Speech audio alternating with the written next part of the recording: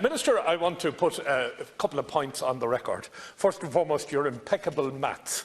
The Leader of the House this morning tried to tell us it was 109 hours, when in fact it is at least 125 hours and probably more. The other thing I'd like to set on the record this last day is I've been accused by many in this House of being a lackey to my colleague here, Senator McDougall. I took my own legal advice on this, and at stage 2 of this bill I said there was a constitutional flaw in it. I believed it was flawed from day one, and at every opportunity I have brought up the issue of the Constitution and the right of a government to nominate people to the President or recommend people to the President to be appointed as judges. You have done an excellent job in 61 appointments you have made in the life of the current style. I want to pay a compliment to you today, Minister. You're a man of honour, a man of your word, and clearly the tail that's wagging the dog had its own way, and as a man of honour you decided to stand over the commitment that was given to the tail. But, Minister, as I warned you at stage 2 and at every opportunity since, this flawed, ridiculous bill will go down as Minister Charles Flanagan's bill, not Minister Ross's.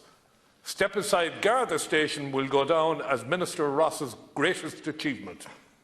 But this will be your bill. And I believe the next government, when they come in, will have no alternative but to rip this up and throw it away, because it is wrong.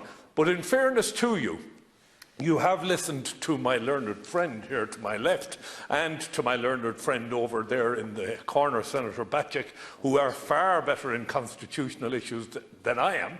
And you have seen the flaw in the bill, so you did put in the Dougal, don't press the red button whatever you do.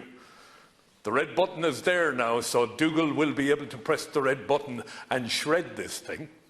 At the end of the day, I think it is terribly sad, with the workload you have, that you have had to spend 125 hours in here defending this nonsense, which nobody that I have met in your party has any interest or support for.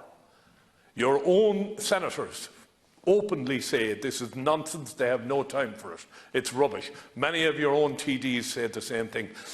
In years to come, in political science classes, this will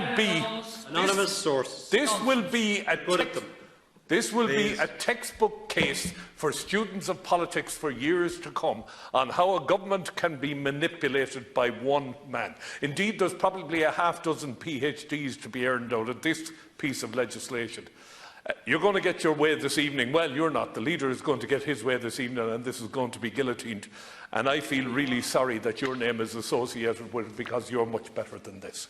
Thank you, Senator.